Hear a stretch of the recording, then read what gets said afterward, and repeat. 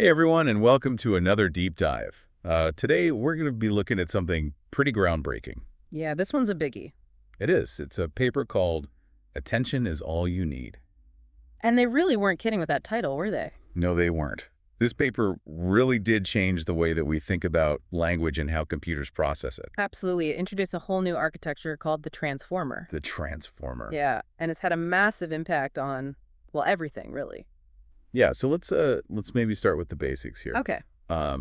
What is the core concept of this paper? Like, what problem are they trying to solve? So at the time this paper came out, most language models were based on things like recurrent neural networks. RNNs. Yeah, exactly. RNNs. But these models have a big limitation. Which is? They process information sequentially. Sequentially, so like one word at a time. One word at a time, yeah. Which is fine for short sequences, but when you're dealing with like a whole paragraph or even a whole book, It gets really slow. super slow and inefficient. Okay, so that's the problem they're trying to solve. Right. So how does this transformer thing fix that? Well, the transformer basically throws out that whole sequential processing idea. Whoa. Yeah, it's a radical departure. So no more one word at a time. Nope. Instead, it uses something called attention mechanisms to process the entire sequence at once. The whole thing all at the same time. All at once, yeah. It's like looking at a picture and seeing the whole thing instantly instead of scanning it pixel by pixel. Okay, I'm starting to see how that could be faster, but how does it actually work? Like, how does this attention thing help it understand language? Well, attention is all about figuring out which parts of the input are most relevant to each other. Okay, so it's like focusing on the important stuff and ignoring the noise. Exactly. And it does this by calculating something called scaled dot product attention. Scale dot product attention. It sounds complicated, but it's basically a way of measuring how much each word in a sentence should pay attention to every other word. So it's like each word gets a score based on how important it is to the overall meaning. You got it. And here's the really cool part. Yeah. The transformer doesn't just use one type of attention.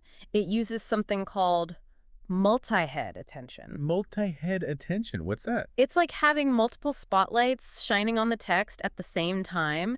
Each spotlight is looking for a different kind of relationship between words. So like one spotlight might be looking for the subject of the sentence, another might be looking for the verb, and so on. Exactly. And by combining all these different perspectives, the transformer gets a much richer understanding of the text. That's pretty amazing. Yeah. And I bet that's what allows it to handle these really complex language tasks that we're seeing now. It's a big part of it, yeah. But there's one more piece to the puzzle that I think is even more revolutionary. Oh, there's more. Okay. I'm intrigued. Lay it on me. It's called self-attention. Self-attention. Yeah, and this is where things get really mind-bending. Okay, buckle up. So with self-attention, each word can actually compare itself to every other word in the sentence, even itself. Wait, so a word can, like, analyze its own meaning in the context of the sentence? Exactly. It's like each word is asking itself, how do I fit into this whole thing? That's wild. So it's not just about understanding the relationships between words. It's about each word understanding its own role in the sentence. Precisely. And that's a huge leap forward in terms of how machines can process language. Welcome back. So we've talked about how this transformer works, with those attention mechanisms and everything. That's pretty mind-blowing stuff. It is. But the researchers didn't just stop there. They wanted to see how they can make it even better. Of course, always got to push the limits, right? Exactly. So they ran all these experiments to see how different tweets would affect the transformer's performance. Oh, so like fine-tuning it to get the best possible results? Yeah, exactly. And one of the first things they looked at was the number of attention heads. Oh, right. Multi-head attention. Yeah. So you'd think that more heads would always be better, right? Like more spotlights shining on the text. Yeah, more perspectives, more insights. Makes sense, but it turns out it's not that simple. Oh, really? Yeah, they found that if you add too many heads, it can actually hurt the model's accuracy. Huh. Interesting. So there's like a sweet spot, a Goldilocks zone of attention heads. Exactly. Too few and you're missing information. Too many and it gets overwhelmed. Okay, that makes sense. What else did they tinker with? Well, they also experimented with the size of the attention keys. The keys. Remind me what those are again. Sure. So remember how the attention mechanism calculates how much each word should pay attention to every other word? Yeah. Well, the keys are like vectors that help the model figure out how similar those words are. Oh, okay. So like the bigger the key, the more detail it can capture about the relationship between words. That's a good way to put it. But of course, there's a trade-off. I bet there's more detail probably means more computing power, right? Right. But they found that making the keys smaller actually hurt performance. So it's like you need those bigger, more detailed keys to really capture the nuances of language. Yeah, it seems like figuring out how words relate to each other is a pretty complex task. No kidding. Okay, so they played with the number of heads, the size of the keys, Yeah. anything else? Oh, yeah, lots of things. One other thing they looked at was dropout. Dropout. It's a technique that helps prevent overfitting. Overfitting. Hmm. So like when the model just memorizes the training data instead of learning the general rules? Exactly. So with dropout, they basically randomly drop out some of the connections in the model during training. Okay, so it's like introducing a bit of controlled chaos to force it to think more flexibly. Yeah, that's a good way to think about it. And it turned out to be super important for the Transformers performance. Wow. So sometimes a little bit of chaos is a good thing. Seems that way. And there was one more experiment that I thought was particularly interesting. Oh, yeah. What's that? It had to do with positional embeddings. Additional embeddings. Yeah, so remember how we talked about the transformer needing a way to understand the order of words in a sentence? Right, because it's not processing them sequentially. Exactly. So in the original version, they used a fixed formula to represent word order. Okay. But they wanted to see if the model could actually learn these positional embeddings directly from the data. Oh, wow. So like figure out word order on its own. Yeah. And the crazy thing is the results were almost identical. So it didn't really matter whether they used a fixed formula or let the model learn it. Nope. The transformer was able to adapt and figure it out either way. That's pretty impressive. It really shows how powerful these deep learning models can be. It really does. I mean, think about it. The model is learning something as abstract as word order just by analyzing tons of text. That's mind-blowing. It's like it's starting to develop a deeper understanding of how language works. It really does make you wonder what else these models are capable of learning, as they get even more sophisticated.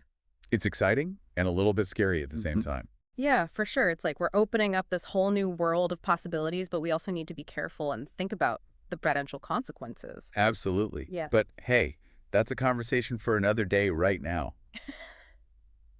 I'm still just trying to wrap my head around all the amazing things this transformer can do. Yeah, it's a lot to take in, but it's definitely worth it. This paper is like a landmark in the field of AI. I'm convinced. All right, so we've talked about how the transformer works, all the different experiments they ran, what it's good at. Yeah. What else is there to say about this paper? Well, we've been focusing on the technical details, but I think it's important to step back and look at the bigger picture, too. What are the implications of this technology? Yeah, that's a good point. Like, Right. how might this transformer impact the future of language processing and beyond? Exactly.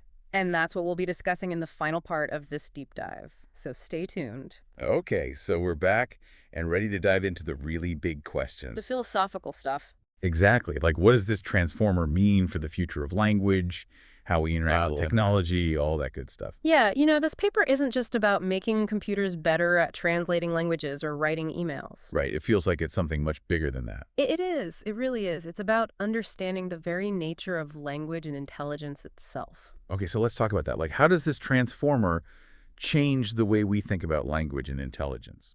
Well, for one thing, it challenges the traditional view that language is just a set of rules and symbols. Okay. The transformer shows us that language is much more nuanced and complex than that. It's about relationships and connections and context. And the transformer is able to capture all of that in a way that previous models just couldn't. Right. And that's what makes it so groundbreaking. It's not just mimicking human language. It's actually starting to understand it in a deeper way. So are you saying that this transformer is like a step towards true artificial intelligence? I think it's definitely a step in that direction. It's showing us that machines can learn to process information in a way that's more similar to how humans do. And that opens up a whole world of possibilities. It does. Imagine machines that can not only understand our language, but also generate their own creative text formats. Whoa, like write poetry or compose music? Exactly. Or even have meaningful conversations with us, where they can really understand our thoughts and feelings. That's both exciting and a little bit terrifying. It is, for sure. I mean, there are definitely some ethical concerns that we need to consider. Like, what if these language models get too powerful? What if they start to manipulate people or spread misinformation? Those are valid concerns, and we need to be very careful as we develop these technologies. So it's not just about the technical challenges, it's also about the social and ethical implications. Absolutely. We need to have open and honest conversations about how we want to use these powerful tools and what kind of future we want to create with them. This deep dive has been a wild ride. We've gone from the nitty-gritty details of attention mechanisms to these mind-blowing possibilities for the future of language and intelligence. It's been a journey. It really has, and I'm so grateful that you were here to guide us through it. The pleasure was all mine. So to wrap things up, what's the one big takeaway that you want our listeners to remember from this deep dive?